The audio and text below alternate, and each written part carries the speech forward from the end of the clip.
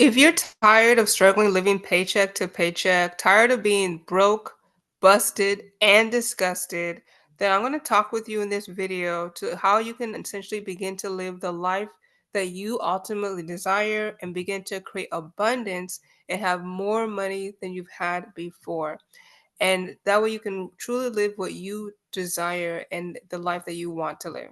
So I want to encourage you to make sure you stay until the very end of this video because I do have a free PDF guide that you can download that will help you to hit your financial goals. So let's get started. The number one you're going to need to do is to create a budget. Now, I know this is something that you probably have heard a million times before, but a lot of times we honestly don't take it that seriously because we just go off, okay, whatever we get paid, our paycheck, right? And we don't really sit down and have like a budget that we follow through every single month, every single week, etc. But your budget will help you. Even millionaires have budget because there's literally a plan that you have in motion that you need to abide to. So creating that a plan through a budget will really save you a lot of headache and stress, and it will help position you to be where you want to be. One of the first things you're going to want to do is, of course, identify what your monthly expenses are. What are those things that are obviously non-negotiables, like mortgage or rent, and then identify and begin to list out your expenses. Now, one thing that I really personally like about using spreadsheets is that after I put in the expenses, I can create a formula so that way it will automatically calculate how much total my expenses are. And then also I can as well see how much that compares to the income. So you're going to want to go ahead and figure out your expenses. What are the things that you have always said yourself are non-negotiable, but honestly may need to be negotiable, right? So maybe it is Netflix, Amazon, all that type of stuff. Do you really need to be paying that every single month? Is there other things that you can utilize that you have not considered? So cutting down on those monthly expenses, figure out what your income is. So how much money are you currently bringing in per month, per day, per week, bi-weekly, etc. So calculating that down so that you can compare your income to your expenses and see how much or if any, ideally you should be having some type of profit. A profit is where you take how much you're earning minus your expenses, right? And that's how much you have left over. And the ideal situation is that you are not necessarily where all your expenses aren't equivalent to all your income. That's probably one of the biggest mistakes a lot of people make is that all of they collected so many expenses so that way essentially all their expenses is equivalent to all their income. That's not what you want to do, right? You want it to be where you have more than enough income than expenses. So that's one of the things you have to work on. And then now you got to start calculating and figuring out, okay, what can you eliminate, remove? Like I said, what are the things that's costing you every single month? What can you make changes to? How can you cut back on your grocery budget or your dining in budget? Maybe you're spending too much on certain things that you don't really need. So begin to identify what that is. Sit down and calculate and do those numbers because it will honestly give you a lot of peace of mind and it will help you to be more organized, right? There may be things that you have not realized are costing you more. And sometimes it can be as simple as how much you're spending on your cell phone bills. I've seen people spend as much as $700 a month just for their cell phone bills. And it doesn't have to be that case, right? So go through and figure out what are the things that you're already spending money on and how can you cut back on. I do have some referral link below for other things you can use, like for example for your phone bill that's way more affordable as opposed to what you may be paying right now. So go ahead and calculate what that is. And then from there, now the next thing is you want to start to build your emergency and savings fund. Now, one thing I would recommend that you do is at the beginning, once you cut back all those expenses, cut those subscriptions, etc., then you're going to then when it comes to like debt, so you may be paying a balance every single month. Maybe you're paying more than enough, but you don't have anything in your savings. The first thing you should honestly do is to temporarily switch to making the minimum payments on your credit card bills, and then from there until you have like ideally at least $1,000 in savings. Because the reason why you want to do this is that if you don't have any cash reserves, then you're gonna find yourself where something will happen, because something always does happen, especially if you have children or anything like that. Something will happen where you need to tap into, where you need to pay, for something unexpectedly, and because you don't have an emergency, you're gonna go back to paying to using your credit card again, right?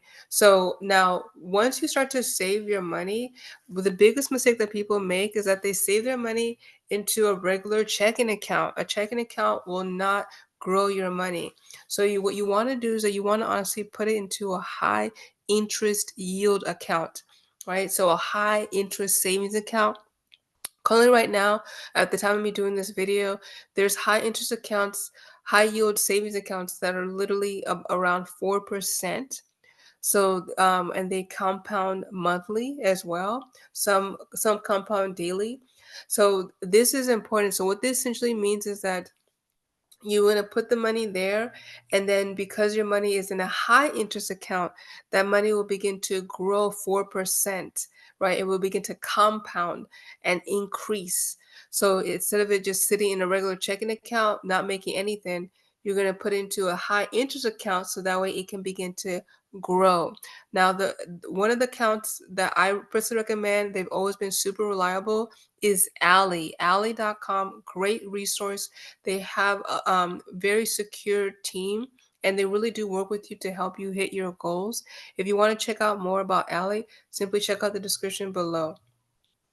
So now, after you're going to set up that high yield account, another thing you want to do is also begin to plan for your retirement. Now, this will take too long to talk about in this video, but if you set up a Roth IRA, you can literally maximize your Roth IRA.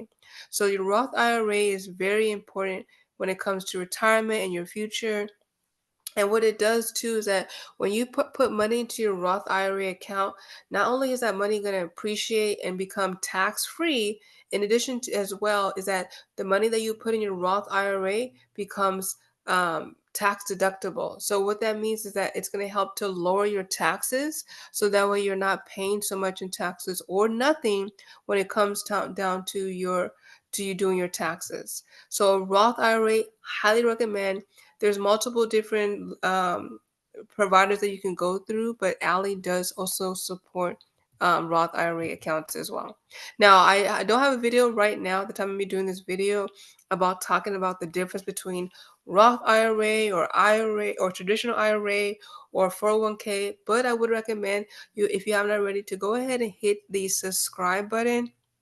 Subscribe to this channel right now, so that way you will get a notification, and turn on the notifications so that when I release my next video or more videos, you'll be able to be aware and you'll be able to watch that video when it's released. All right, so make sure you hit the subscribe button. Now, after that, now the next thing you're going to do is now financial literacy books. So reading, you want to read. Now, there's I think I read something somewhere that the average millionaire actually reads about 10 books a month, and I'm not saying you have to read that many books, but the reality is that if you the information that you want to look for is not going to just be right in front of you. You have to be intentional and begin to look for it on your own. And there's a ton of books that you can find on Amazon or Goodreads or even your local library that will begin to teach you about financial literacy, even some blog websites too, or obviously this channel as well. And you there's the reality is that what you don't know can absolutely hurt you. Okay, what you don't know can hurt you. I know, because I experienced this over and over again. Things that I didn't realize about how the bank works has always hurt me, has always caused me to lose money over and over again, and it's always so painful when it happens. So by taking time to read, you can really put yourself ahead and not be stressing, because now you know a lot more information. The next thing you're going to do now is to invest. Investing is so crucial.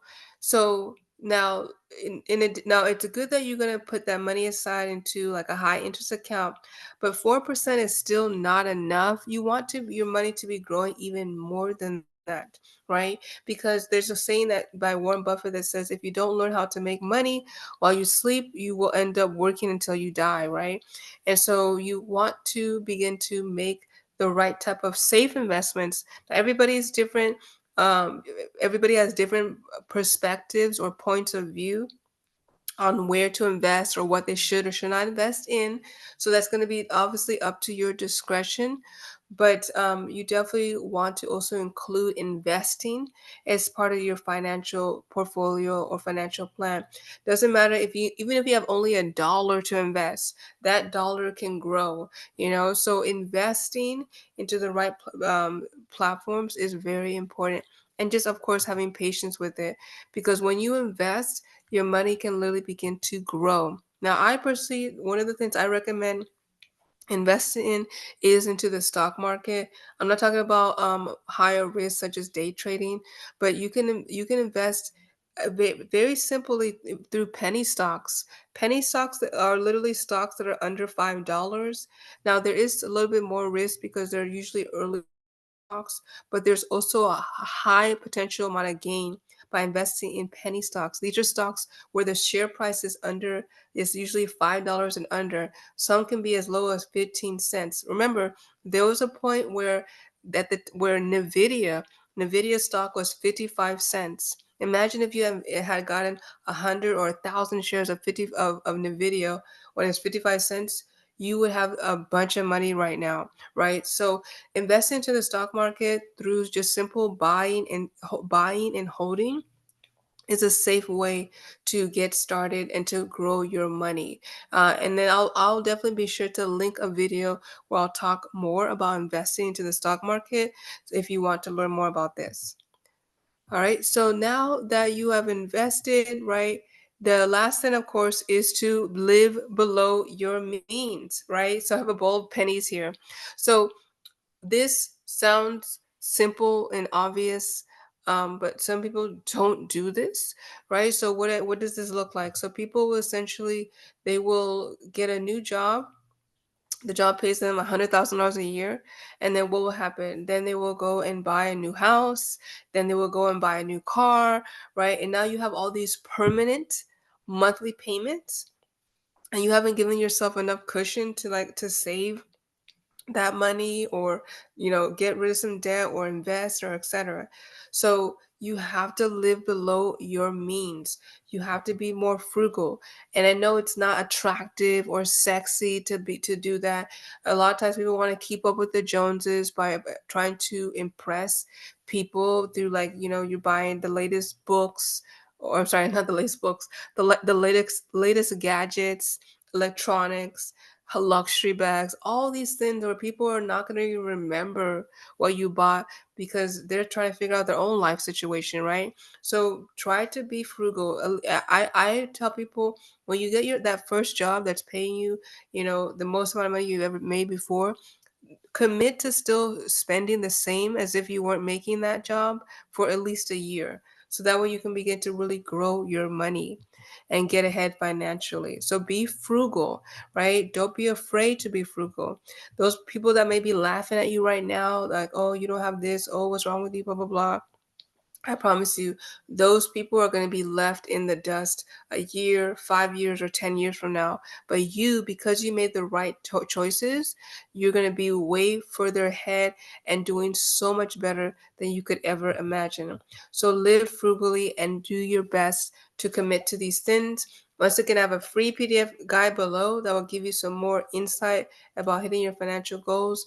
I hope you found this helpful, and make sure to go ahead and hit the subscribe button to this channel. Comment below. Let me know what you took away from this video and what it is that you're going to begin to work on in order to hit your financial goals and build wealth in your life. Thanks for tuning in.